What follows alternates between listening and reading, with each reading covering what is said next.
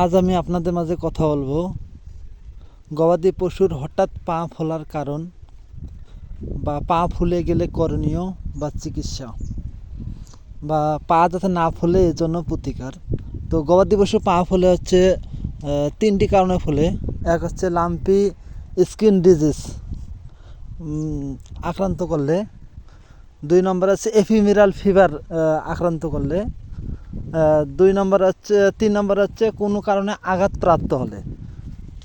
এই তিনটি কারণে গবাদি পশু পা ফুলে। তো লাম্পি স্কিন ডিজিজে যদি আক্রান্ত করে তাহলে গবাদি পশুর বিভিন্ন জায়গায় গোটা হবে, শরীরে বিভিন্ন জায়গায় ছোট ছোট বা বড় বড় অনেক গোটা হবে। অনেক ক্ষেত্রে গোটাও হবে না, গোটা না হলেও খালি অনেক সময় পা ফোলে। তো লাম্পি স্কিন ডিজিজ হলে রোগটি হয়। তারপর হচ্ছে শরীরে তাপমাত্রা অনেক থাকে এবং পশুটি খরে খরে হাঁটে। আর যদি আপনার এপিমেরাল ফিভার হয় তাহলে পশুটি খরে খরে হাঁটবে, পা ফুলে যাবে এবং তাপমাত্রা থাকবে। তো আর যদি কোনো কারণে আঘাত পায়, তো আঘাতপ্রাপ্ত হলে অবশ্যই পশুর আপনার দেখবেন যে আপনার পায়ে ব্যথা হবে, তারপর হচ্ছে পা ফুলে যাবে, কিন্তু তাপমাত্রাটা স্বাভাবিক অবস্থায় থাকবে, তাপমাত্রা বেশি হবে না যদি এমনিতে আঘাতপ্রাপ্ত হয়। তো আসলে তিনটি রোগের কোনটি হয়েছে এটি বোঝা যাবে হচ্ছে তাপমাত্রাটা মাপার পর। তো তাপমাত্রাটা যদি আপনার অধিক থাকে তাহলে বোঝা যাবে লাম্পি স্কিন ডিজিজ আক্রান্ত করেছে। আর যদি তাপমাত্রা কম থাকে বা তাপমাত্রা একবারে মিডিয়াম থাকে বা স্বাভাবিক থাকে তাহলে বোঝা যাবে যে কোনো কারণে পশুটি আঘাতপ্রাপ্ত হওয়ার কারণে বা অন্য গরুর দ্বারা আঘাত পাওয়ার কারণে বা ঘুমানোর সময় তারপর কোনো কারণে ব্যতিক্রমে পা পড়ার কারণে আপনার ফুলতে পারে। তো অনেক ক্ষেত্রে আপনার খুরের নিচে ঘা হলে অথবা খুরের ভিতরে আপনার যদি মাটি ঢোকে, তো এইসব কারণে অনেক ক্ষেত্রে আপনার পা খোঁড়ায় বা পা ফুলে যেতে পারে বা পায়ের সমস্যা হতে পারে। তো সব কিছু বোঝা যাবে হচ্ছে তাপমাত্রাটা মাপার পর। তাপমাত্রাটা মাপলে বোঝা যাবে যে আসলে সমস্যাটা কী, কোন রোগে আক্রান্ত হয়েছে বা কী সমস্যা হয়েছে। তো এই পশুর তাপমাত্রা হচ্ছে 102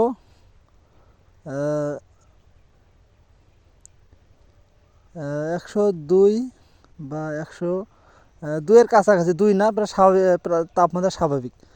গরুর তাপমাত্রা স্বাভাবিক থাকে হচ্ছে 101 থেকে 102 পর্যন্ত।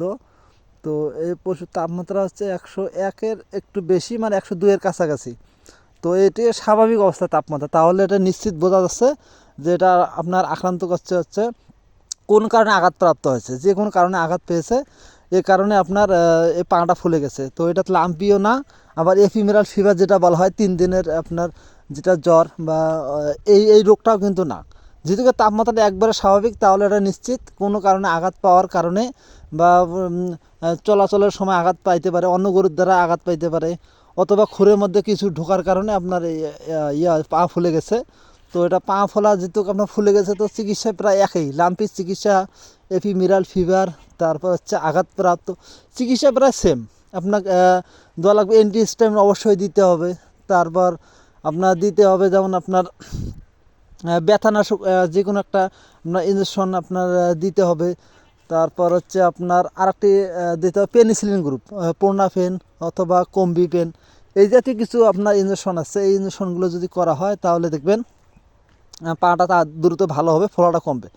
তো মেলভেট যেহেতু আপনার ব্যথা আছে, তো ব্যথার জন্য অবশ্যই মেলেক্সিক্যাম গ্রুপের আপনার কোনো একটি ইঞ্জেকশন ব্যবহার করতে হবে। তো এক্ষেত্রে টাফনিল ব্যবহার করা যায় বা আরও অনেক ভালো ইঞ্জেকশন আছে এলে ব্যবহার করা যায়, কিন্তু আপনার যেহেতু আপনার ব্যথাটা খুব অতিরিক্ত না, স্বাভাবিক অবস্থায়, এই জন্য আমি আপনার মেলেক্সিক্যামটা ব্যবহার করব। এতে আপনার হঠাৎ যে আপনার আঘাতপ্রাপ্ত যেগুলো হয়, আপনার পড়ে যাওয়ার ব্যথা, তারপর কুকুর কামড়ানো, তারপর হচ্ছে আপনার শিং ভাঙার ব্যথা, মৌমাছি ভেঙুল কামড়ানো, মানে যে কোনো স্বাভাবিক ব্যথার জন্য আপনার মেলভেট ইঞ্জেকশনটি খুব ভালো, তাই আমি মেলভেট আপনার ইঞ্জেকশনটি করব। আর আরেকটি ইঞ্জেকশন করব হচ্ছে পেনিসিলিন, যেহেতু আপনার পাটা অনেক ফুলে গেছে।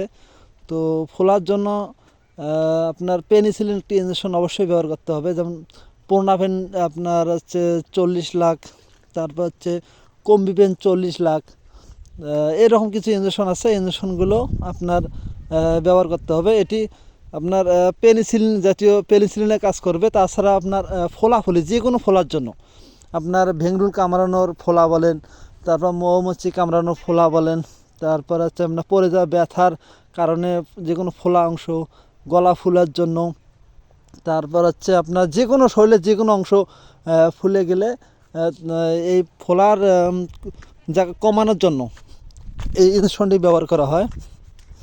তো আমি যে চিকিৎসাটা দিলাম এটা আপনার তিনটি ক্ষেত্রে ব্যবহার করতে পারবেন। এক হচ্ছে আপনার লাম্পি স্কিন ডিজিজ আক্রান্ত করলে আপনি এই ইনজেকশনটা আপনারা এই তিনটা ইনজেকশন ব্যবহার করবেন। তারপর এপিমেরাল ফিভার হলেও আপনার এই তিনটা আপনার ইনজেকশন ব্যবহার করা যাবে। আর আপনার পরে যাওয়া ব্যথা হলো এই ইনজেকশনই ব্যবহার করা যাবে। ধন্যবাদ, ভালো থাকবেন, সুস্থ থাকবেন।